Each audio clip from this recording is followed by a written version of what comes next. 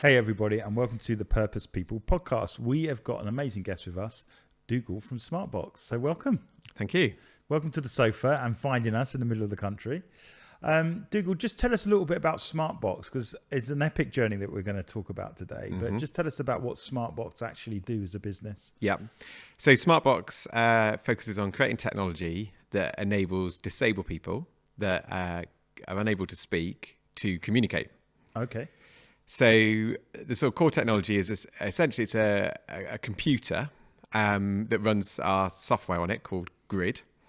And it's designed so that people with different conditions, different levels of sort of physical disability as well, different levels of literacy, are able to communicate. So quite a good way to think about it is if I'm wearing glasses, I've got an issue with my eyes, I get some glasses. If someone has an issue with their hearing, they get a hearing aid. If you have an issue where you're unable to speak, you need a communication aid. So fundamentally, that's what we do. We make communication aids. And so how long has the business been running? Because that sounds quite cutting edge technology, but obviously technology moves at such a pace. So how long has that journey been? So Smartbox was founded in 2006. Okay. But before that, it originated from a family business called Sensory Software, which was founded in year 2000 by my mum and dad, actually. Wow. Yeah. Okay. And so when did you come into the business? Were you at the beginning or did you come in a bit later on? How did that work? Yeah. So I finished university 2004, didn't really know what to do with myself. And what started as a summer job back in 2004 has ended up being, a significant part of my career. Yeah. But yeah, at that stage, it was my mum, my dad, my brother, Barney, and myself. So it was just four of us then. Wow. Okay. Yeah. So obviously, was that always on the radar? Like when you were studying at university, you thought, I'm going to go and work for my family and it's going to be a family business? Or did you have that thing of, no, I'm going to go and do something completely different? What was in your head, or did you just not know? That's a good question. So growing up, I was always exposed to the challenges of disabled people through my dad's previous job, which was for a charity called the Foundation for the Communication for the Disabled. What they did, or what he did in that role, was travel around the country, meeting disabled people and working out how technology could help them with their challenges, typically communication or being able to do word processing, writing documents, those sorts of things. So I was always really interested in it. But bearing in mind the company started in 2000 and initially it was just my mum and dad. And that started when I went off to university. Yeah. So there wasn't like big company to join, you'll just come and join the business. That wasn't it at all. Yeah. The timing just worked out where just as I finished, they were kind of at a point where they needed some more help. So that's but even the technology as well, because I think around the 2000s, we were only just getting into the world of web and occasionally, like with phones becoming a bit smarter than Snake and things like that. So, it's quite a journey in 23 years really. Yeah and from a technology perspective, so our full title is Smartbox Assistive Technology, and we use some really interesting and life-changing technologies, but typically we don't actually develop them ourselves. So we're more of an integrator of different people's technologies. So one of the main technologies we use is something called eye tracking, which enables you to look at the screen and select different objects on the screen that are going to be spoken aloud. So if you're literate and you're able to spell, then it's all about speed of communication. So if I just step back a bit, if you imagine somebody with a condition like motor neuron disease, so cognitively, same as ever, they're able to obviously communicate. They want to be able to use a computer, use social media, all the things they've done historically. Yeah. And the technology is about enabling them to continue doing those things. Yeah. And so the nature of the condition is that often it will start to impact sort of hands and arms, legs, mobility goes, and then speech goes. Very significant impact on the individual and their family. But eye movement is often one of the last things that they're unable to do. So we use eye gaze technology, so they're able to select things on the screen. So I'm digressing a little bit, because actually everything we do is about the people, but we're bringing in different technologies to make it possible. So yeah, going back to the point in the story, sort of early 2000s, that was around the days of Windows XP. So we really rode the wave of people having computers in their homes, people having access to their own laptops.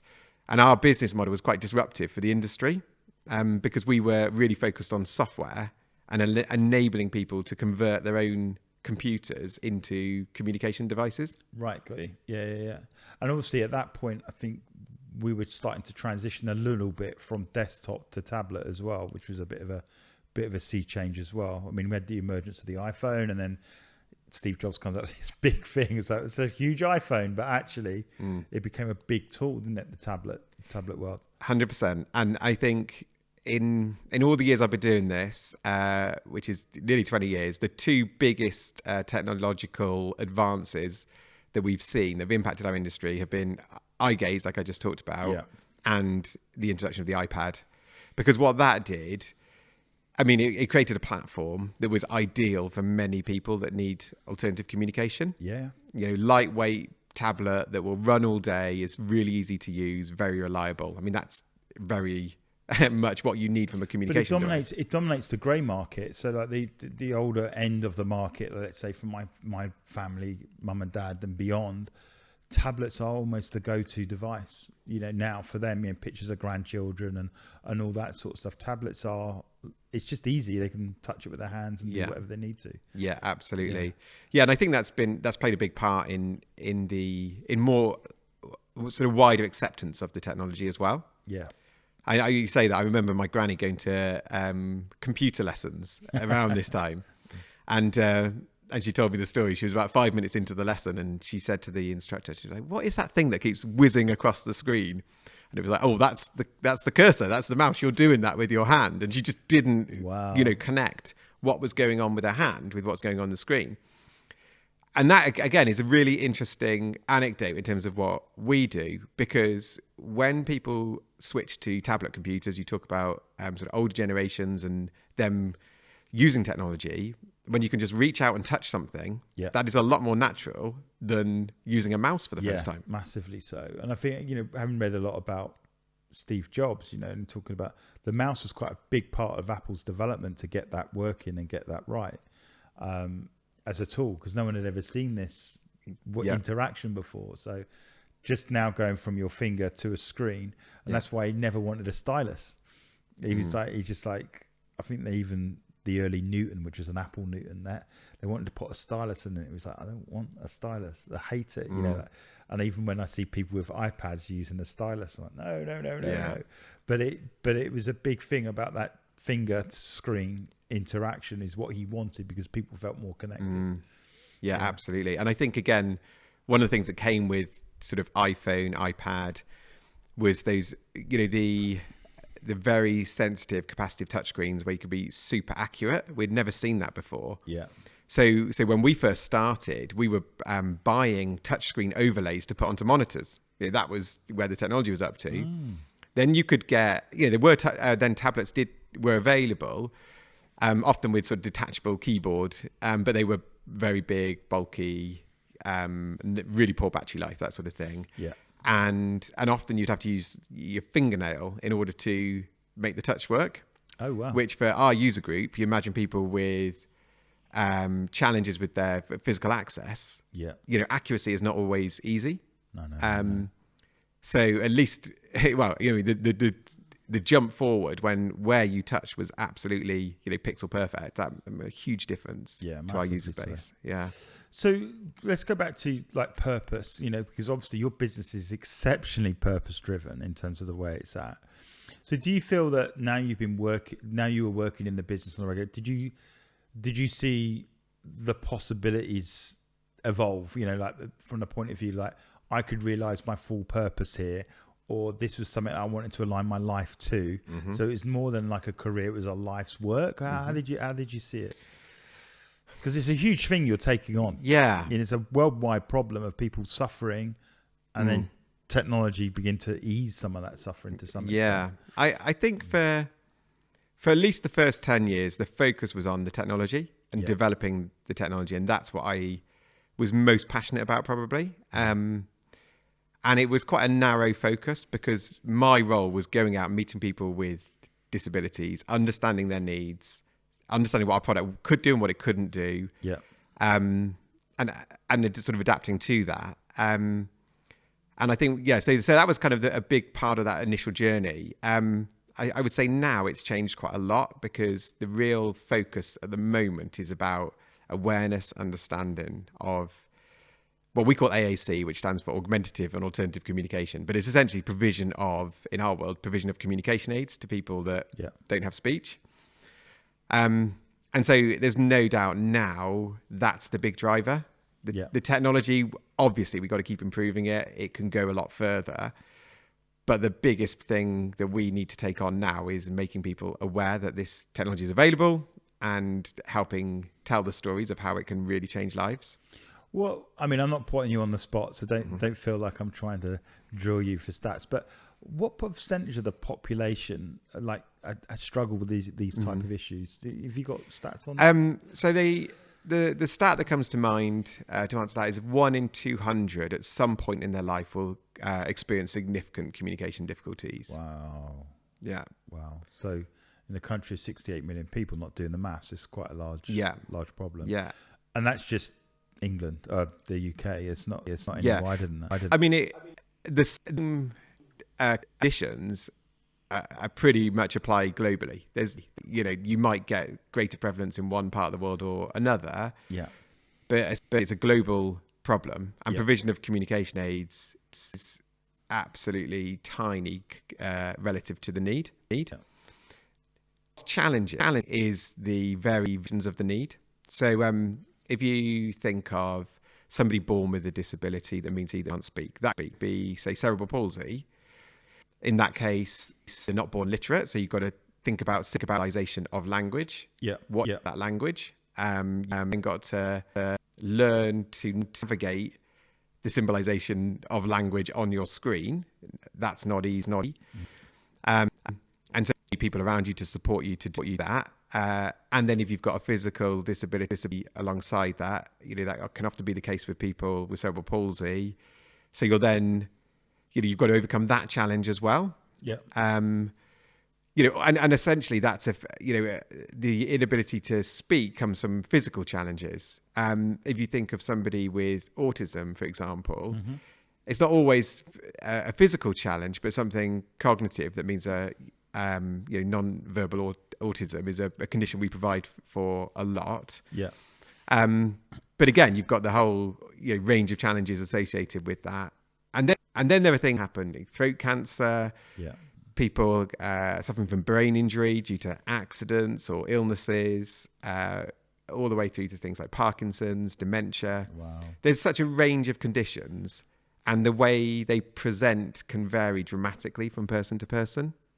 So essentially, the sort of the eye movement and stuff like that is a common solution, would you say? Solving that problem? Essentially that, like control, gaze, eye tracking, is just a really effective way to help somebody who can't, accurately use a touchscreen to operate their device. Yeah. But it's not the only way. So we have a kind of internal mantra of one size fits one. And what that means is that when we go and see a client through any of our teams, like on the ground, the one thing we know is that what we'll be faced with is unique to that individual. Yeah. And so the tools we've made and the technology we develop, it's really about creating a flexibility there in terms of access and the language and the words presented, but also the other things that you can give them access to. So here's something I think is really interesting: is beyond just communication, like talking to people. There are so many ways we communicate now. Yeah. So built into our whole ethos really is that kind of broader communication. So email, social media, WhatsApp, etc. And so you have to go and understand the individual's needs and how their family are communicating with each other, and make sure you're setting up the system to achieve their goals and meet their needs. It's when you sort of like take a step back, you can see why a company that's been doing this for many years will be ahead of someone that's only done it just recently, just because the sheer amount of experience and nuances with each problem. I guess I'm not trying to be crass, but it's like, like when someone has missing limbs and you have the fit, it's not, we just take that. They've got to do measurements. It's still got to adjust it to fit and work for the individual. So it's not a one size fits all solution. It's literally tailored every single time, in a sense. For them. Yeah, definitely. And to make that work effectively out in the field, you need a whole team of experts. Yeah. And so I think as a provider of AAC technology, we would certainly see ourselves as one of the experts in the room. And we've got a lot of clinicians in our company. So I think we've got around 500 total in the Smartbox group. Yeah. And of those, I think there's about 80 clinicians. Wow. So we've got a lot of strong experience. Yeah. However, that's great, but we're not there day in, day out. So it's all about passing on that experience, and being an expert isn't about just having clinical training. It's about being an expert in that individual and their needs. Yeah. So when you're there, one of the things that's really fascinated me over the years is seeing how much non-verbal communication takes place. Yeah. A flick of the eyes, a raise of the eyebrow, those things, and people who know that individual intimately, family member, carer, learning support in a school, whoever it might be, they can understand the meaning of these small gestures, and it can be quite complex meanings. It's an incredible one, because I remember going to Italy. Now, I'm not great in terms of speaking other languages. My wife is, so I could always defer if I get stuck or whatever. But sitting in the car, at one point I was sat in the car and everyone in the car is Italian and then don't speak English. And how we communicated, we started with football teams. And it sounded, but as a result of that, literally, I don't think I went away knowing Italian, but I could communicate non-verbally with all of them. We played a football tournament and we won and all these things, but it was just the nod, the smile, the look, you felt like you knew them, and even now I'm like on Facebook and we write to each other, but you got the translation button. But it really gave me a deeper understanding of the fact that a huge amount of communication isn't the words that we say. It's how with body language, how we act and how we do. And in that environment, I did a talk where I had a translator with me, and I would say the word and they would translate and stuff like that, which was a bit strange, but actual non-verbal communication in the day. So after it was a hug, it was a chat, we just knew. I remember we were sat there by the end of it. We stayed there as a family and we were sat at the table and they would give everybody their drinks or whatever. And they'd always have an ice cold bottle of Coke. And they would walk in and I would just catch their eye and I'd go like that. And that meant we get the Coke for you. And it was just amazing how these little cues, by the end of it, I felt I was having regular conversations with them, but it wasn't. It was just all little looks, eyebrows, hands, that sort of stuff. And obviously Italians talk with their hands anyway. But it is so much about that non-verbal communication. Yeah, absolutely. And I think, the ways we communicate are so complex. There are so many ways. One of the things, again, another challenge that people with disabilities can face, sometimes they can't control their facial muscles as they would like to. So they aren't able to give those little nods or little smile or whatever it might be. Some people we meet can, some can't. So one of the actual bits of technology we've developed in recent years is something called Simoji.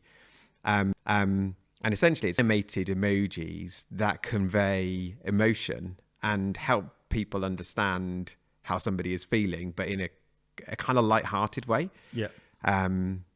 Another thing that if you imagine somebody using a communication aid, I don't know if you've seen Rob Burrow, but he's been in the media a lot. That's probably the most famous one I know that's gone from ultra elite athletes who watching his life essentially just getting less and less and less able exactly to do anything. So, and I think right now, he's done an amazing job for increasing awareness of AAC just by being appearing on a lot of TV shows and talking a lot about his experiences using the technology. Do you find it like with yourself then? Because obviously, you said you were in the technology side, and then there's obviously the collision side. I mean, surely when you first sort of like encounter somebody like people, it must be heartbreaking to see this. How do you get through seeing people like that on a day-to-day basis? Because it's for each family or each situation, it's a heartbreaking situation each time. So how do you manage that? How do you get through it?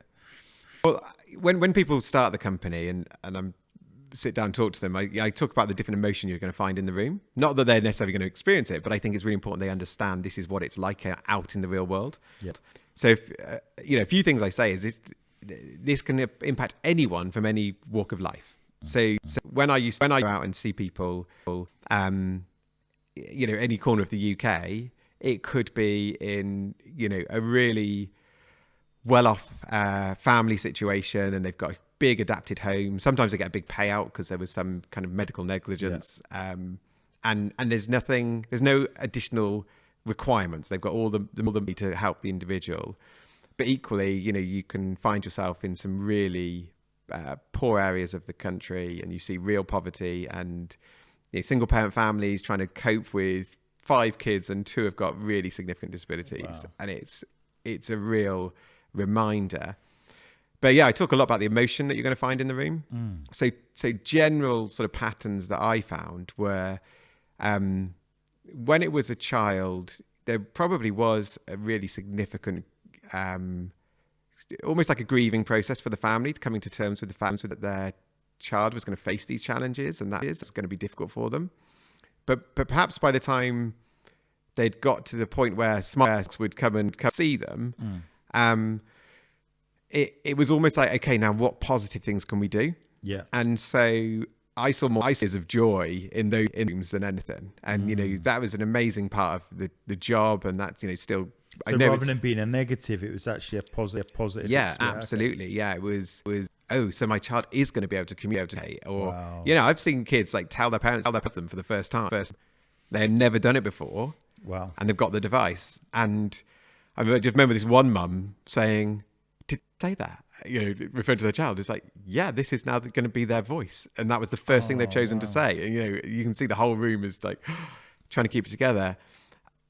Conversely, when talking about a condition that impacted someone later in life, then I think the emotion in the room is far more heavy. It's challenging. There's a lot to come to terms with. Sometimes, there might be young children around, and you've got a parent who's going to be in bed. The condition is terminal, and there's all you're doing is just trying to help provide some kind of quality of life and just maintain something. I mean, it's one of those things. It's like, if you're a nurse, for example, you see all kinds of things. You got Johnny who sprained his ankle to someone that's been in a road accident. The emotions are up and down. I'm guessing in the same the industry you're in, you're helping people trying to manage those emotions. And it's not being heartless, saying got to, because you won't be able to do this. Absolutely. And I think it's I would remind myself in those situations that all we're doing is trying to make a slight improvement, even if that's 0.5% improvement on the quality of life. We can't solve the wider issues, but we can do something. But there were times when I was asked to leave. It wasn't, because the technology doesn't always work first time out of the box. You have to do a bit of exploration, and sometimes that was just too much for a family to cope with. I remember once a family heard the synthetic speech. That improved a lot now, but at the time, if you sort of picture Stephen Hawking's, probably famous AAC user ever, his voice, they were sort of further on than that, but for this family, the voices that were available were kind of totally inappropriate for the individual. Got you. And they just couldn't get past it, and they just said, if that's all you've got, you might as well leave. So wow. No, I only saw the other day actually on I think it was the iPhone, on the maps or whatever, you can change their voices now. You can have different accents, all kinds of stuff. Technology is always changing. That's the thing, it's right? Always changing. So in terms of voice, is one of the newest technologies we use is something called voice banking. So this is kind of a bit of advice for anyone listening, is go and do voice banking. You can actually do it on your iPhone now for free. And you have to record a series of sentences. But by doing it, you create a synthetic voice that's unique to you. Okay. And what you're doing there is, if you sort of think further down the line, if you were to essentially input a sentence, any sentence you can think of, it will read it aloud in your voice. Okay. And if you haven't and something happened to you, and you were unable to speak, then you would have to use a generic voice. And, so much of our identity is caught up in our voice. Yeah. So it's an amazing advancement in the technology. So that's on the phone, right? So you can now just do it on an iPhone, yeah. There's a number of companies that specialize in it for our industry as well, and they do sort of probably higher quality bespoke voices.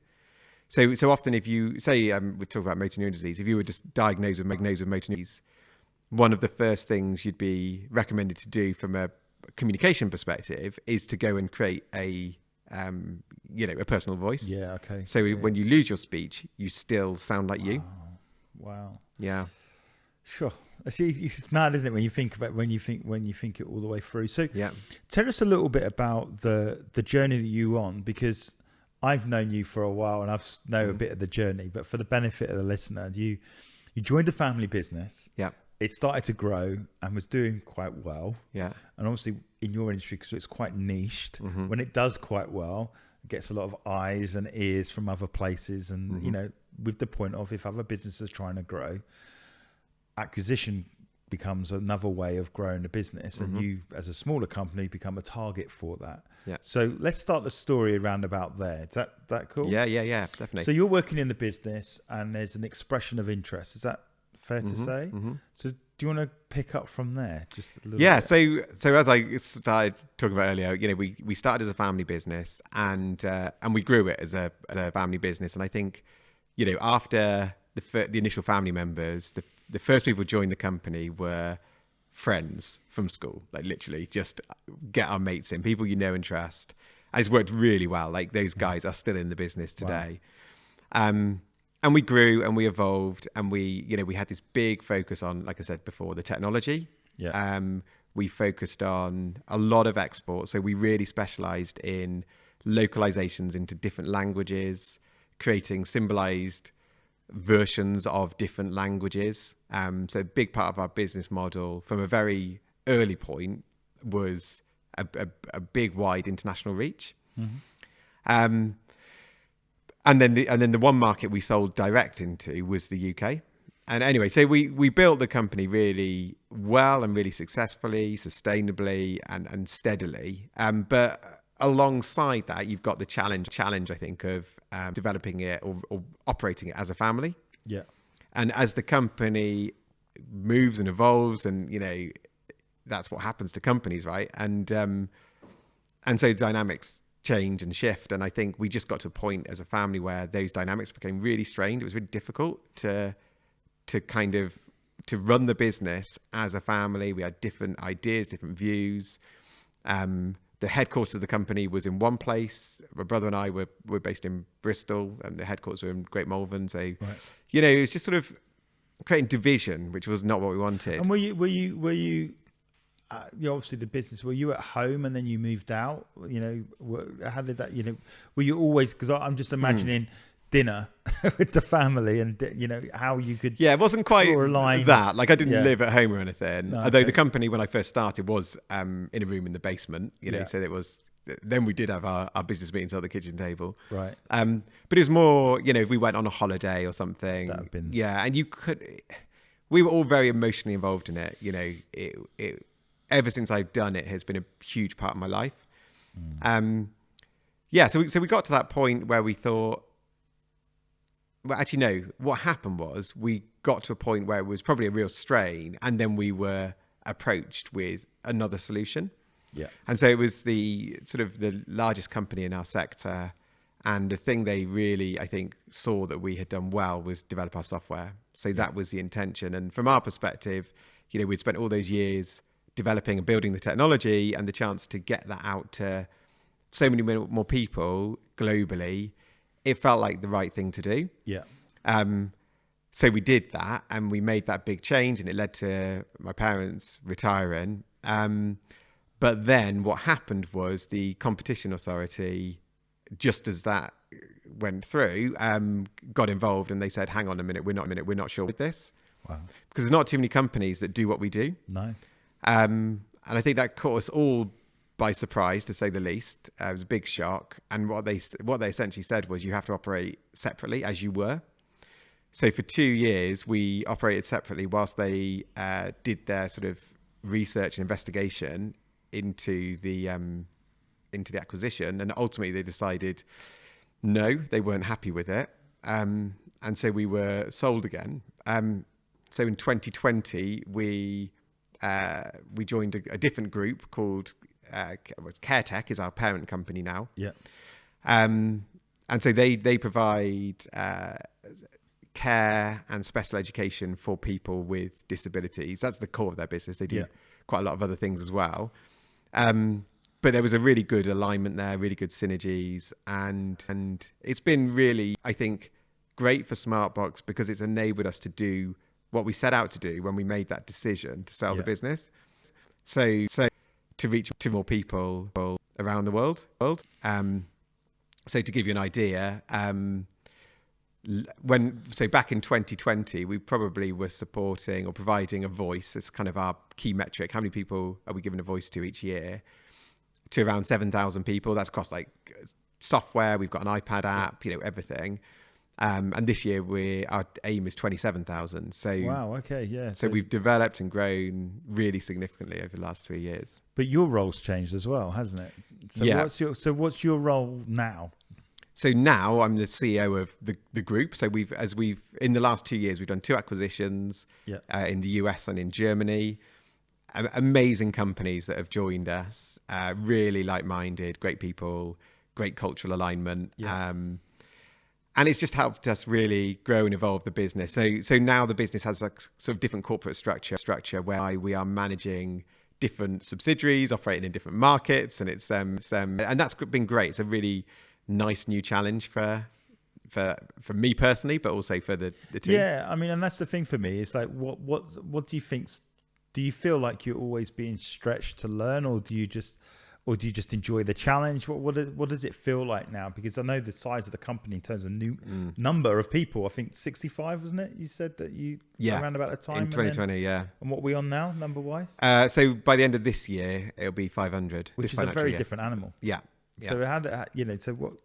Yeah, that's been interesting. But I think ultimately, your structure is what makes that workable. Yeah. And I think if I sort of thought about it before, and I thought, well, how on earth can you know what people are doing or understand what's happening in the business? But you just rely on really great people and a structure that works for your organization. And I think then from a leadership perspective, what you're trying to do is set out the ambition. That's what the real driver is. Like I said before, there are millions of people in the world who cannot speak. Yeah. And who would be able to if they had our technology. Incredible. We need to change that. So that's like the big driver. And then it's just about company culture, how we do things. I think a lot of it, as we grow as a business, investing the profits we make, how we developing better products.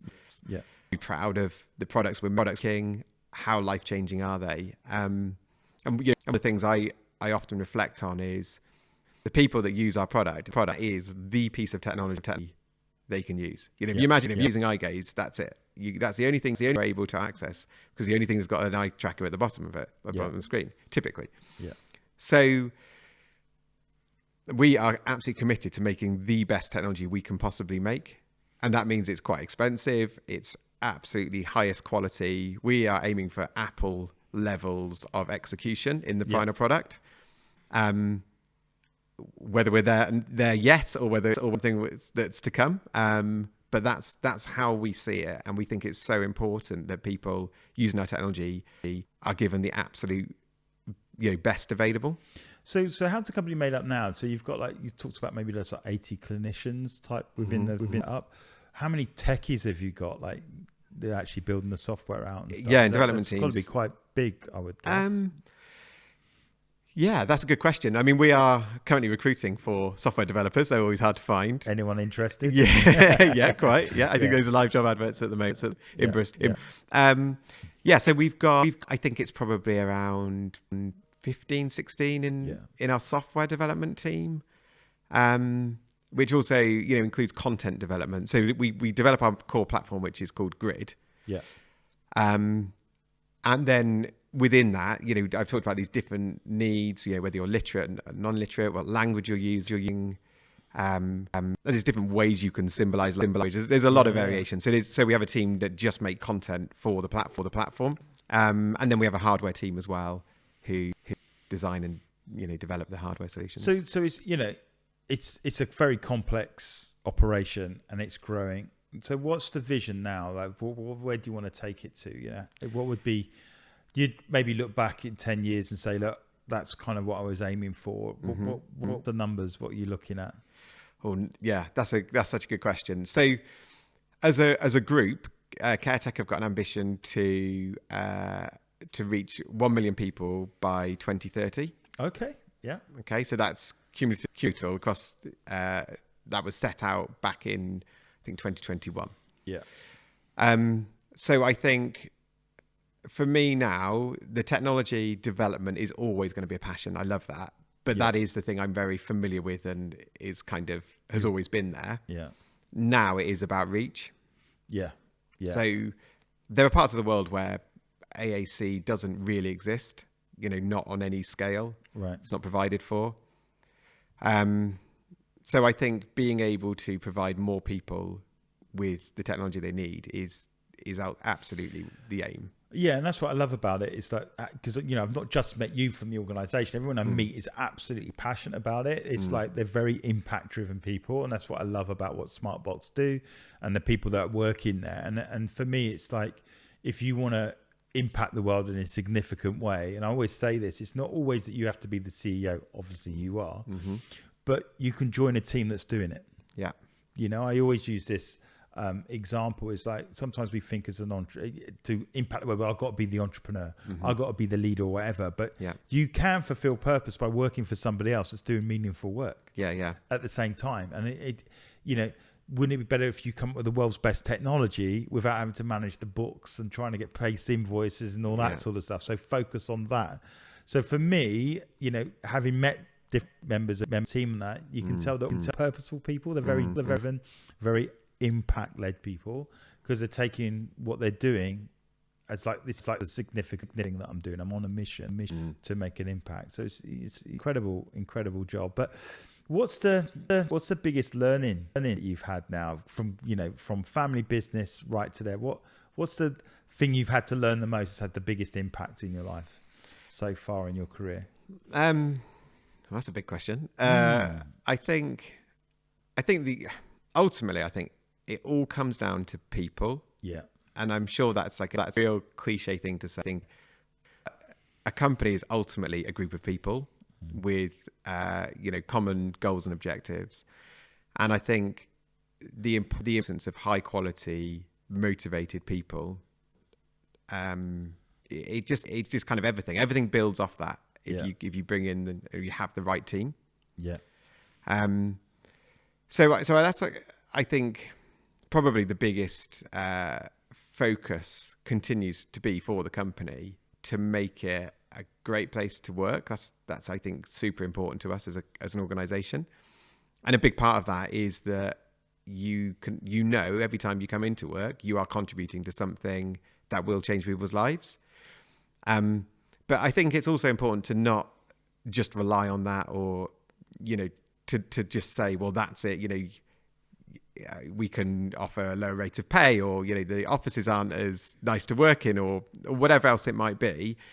You just try and strive for excellence in all different areas that you can see. Yeah, and I like what you said, where you said aspects of what you do want us to be like Apple level execution. Yeah. So you have a bar that you want to hit and you want to get to. But I think that probably the biggest thing I would say you as a CEO has probably encountered is leadership. Because ultimately you've gone from maybe deferring to your parents as the whatever, and then it's on your shoulders.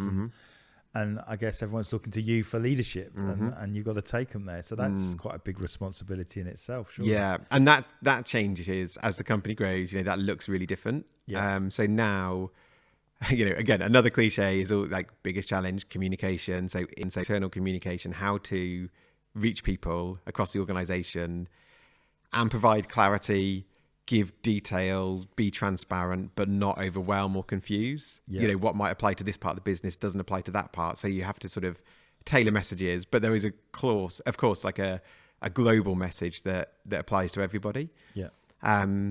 Change as well, like helping work through change. I feel like I'm someone that probably desires change.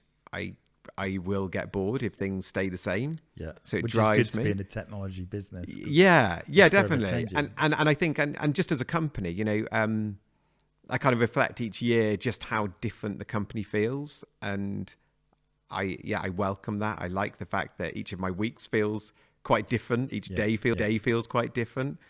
But I know that a lot of people don't like that. They don't welcome it. So as we sort of designing the future of the business, one thing that's really important in my mind is to not break what works for people. Yeah. We've got a long-serving group of team members. They've worked with us for a long time, and they're absolutely amazing at the jobs they do.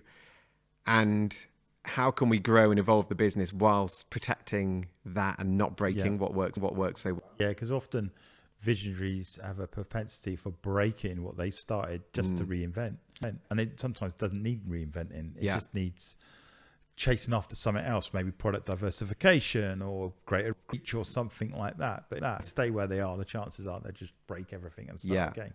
Yeah. So, yeah. And so what we've really tried to do is do really strong networks across the company, so people are able to collaborate from the different parts of the business. Like I said, we've done 2 significant acquisitions into the group. So helping people to connect, collaborate, understand the challenges they face, the solutions they found. But I think it's been really important to not break the sort of reporting structures, and the local so management structures have remained the same. And I think that's been really important for local teams, but also I think that gives you a framework for which to grow further. Yeah, and obviously you talked about change and stuff. You've got to have an element of guessing what's next. So like AI, certainly in communication, is a big thing. So I guess you're playing with that already. Yeah. You enjoying it? Yeah. I think, ChatGPT has kind of almost become old news, but oh my goodness, the technology absolutely blows my mind every time I use it, and I use it every day. It's just incredible. That's just from my own personal sort of work experience. I use it. Yeah. What it can mean for people using AAC is like the potential is clearly huge. Yeah. Right now, what I think is interesting to the whole industry is exploring exactly how to achieve that. Yeah, because I'm like, for instance, when I'm messaging now, certainly on the phones or whatever, now it's starting to suggest more relevant words that I would actually use. So it's learning the inputs and going recognizing, that's what you would use in this instance, rather than have to type everything all the time. Exactly. So you can start to see that sort of in. And it's like context specific prediction. So that could be the context of what's been said before. What you've said before, and we've got that technology already in our product. We've also got the context of text you are. So the device knows where you are, like GPS, Wi-Fi signals, those sorts of things. So it will try and predict based on that. But you can see that this can go much further in terms of what's being said to you, wider context of what's happened in the news that day. All sorts of things that could go into improving the predictions. Yeah.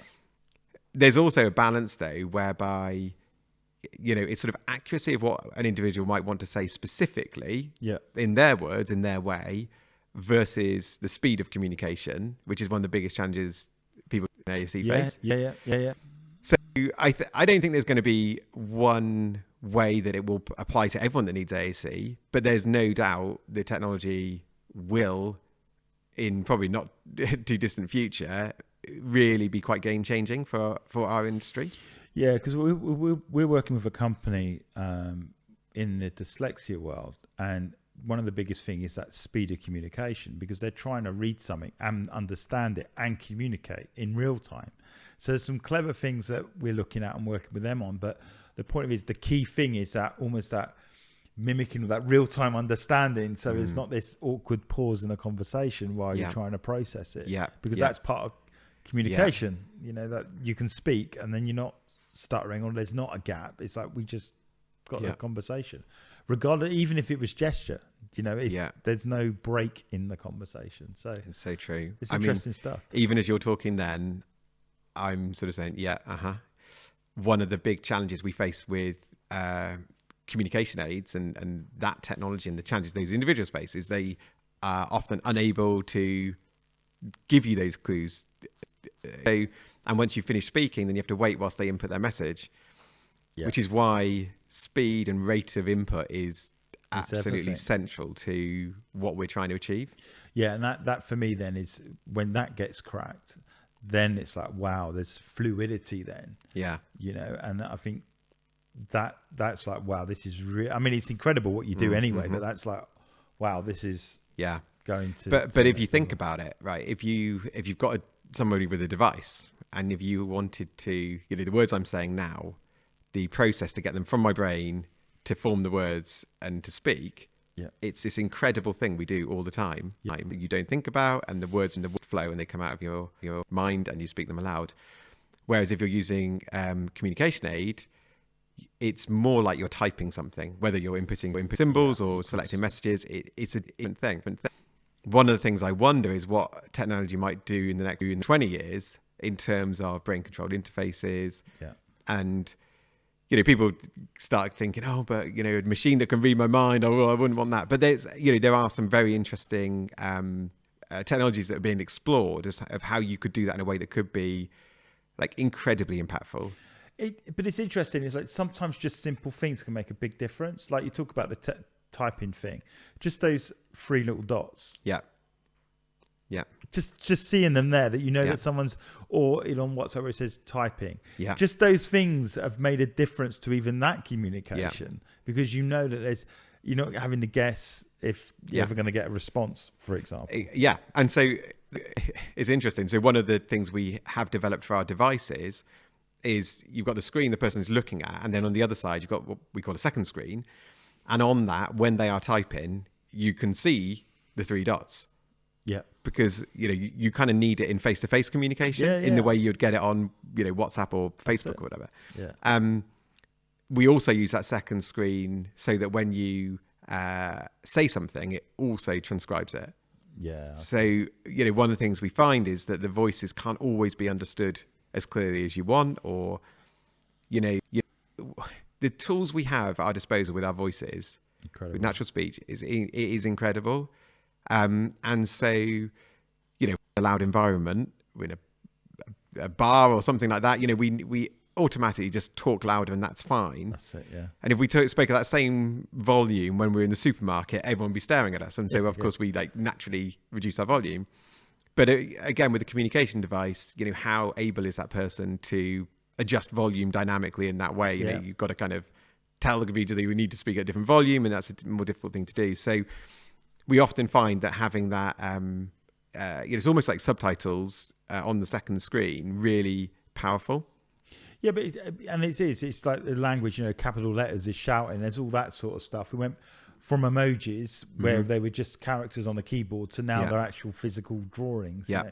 So communication always changes, and that's what I find exciting, that even in our day-to-day life, it's changed massively. Yeah. And it's almost like you're trying to implement how that changes into this environment. Yeah. And the technology we've seen in the last 5 years has actually helped the cause rather than hindered the cause, I'd say, you know, with these new tools. Yeah. I mean, technology is advancing so quick. We all know that. And sometimes that can be scary, but in the world of AAC, we need it. We need to keep advancing. And I do think it's one of those things where, you know, certainly for people where they've acquired a disability later in life and they've got the ability to speak, but their challenges are physical. It means they can no longer speak. Yeah.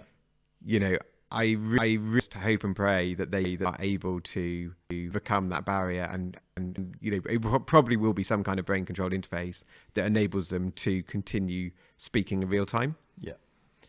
That would mean that a whole big proportion of the people we're trying to serve will be served in a different way, and I think that will be a huge bit of progression. But of course, there's a lot of people we work with, like I said earlier, that are not literate, and we'll need to develop those language skills on top of everything before they else. could do anything like that. Yeah. So lastly, then, when just the process, do people get referred to you from like the NHS and private and that, and that's how you get involved with them, or do you get people contact you out the blue? How does that process work?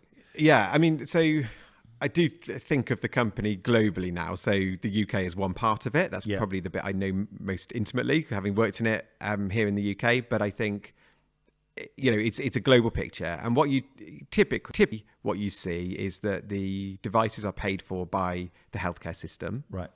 Which I think is the right thing. I think it should be health provision rather than social care or education or something else. And therefore the healthcare system has the pathways, which include referral from a GP to a speech and language therapist, who are able to do a clinical evaluation, assess what your best bit of equipment would be for you, and it gets prescribed. And that happens to an extent in the UK. I think UK infrastructure for people with complex needs, like the most complex needs, is actually really good. Yeah. But it's not so strong for people with not such complex needs. So relative to Germany and US, where we are also running sort of direct sales, I think UK is a long way behind in terms of provision. Yeah. But I also feel like awareness is at the heart of all this, because the more the awareness increases, the more the understanding and the potential is realised, then this is so fundamental to be human, to be able to communicate. 100%. And it's life-changing. Yeah, and to sort of reject funding of this kind of equipment, which relative to other medical costs is pretty low. You're talking in the UK sort of starting prices around £3,000 for a device. Wow. And if you imagine what it would cost to undergo an operation, or certain medicines, or we know they can cost way more than that. Of course. 100%. So I think there are barriers that still need to be overcome in this country. And then you look more broadly, like globally, and this is all part of our wider challenge. How do we reach people in all the world? Yeah. And I have to say, actually, the App Store is one of those things that we bemoan it, that we have to use the App Store in some ways because you've got to pay your commission to Apple, and it's all kind of a controlled environment. But what it has done is it's given us access to people, this marketplace that's available everywhere in the world. Yeah, that's absolutely incredible. So, Dougal, how would people get in touch with you, or just reach out, either want to join your team or find out more about how they might be able to implement and impact their country or their particular sphere? How would So thinksmartbox.com is our website, and from there you can request a visit. Is kind of the standard thing if there's someone or yourself would like to trial the technology. Yeah, we would always try and loop in a speech and language therapist or some kind of a signpost you towards, I should say, to make sure there's sort of it's a independent assessment.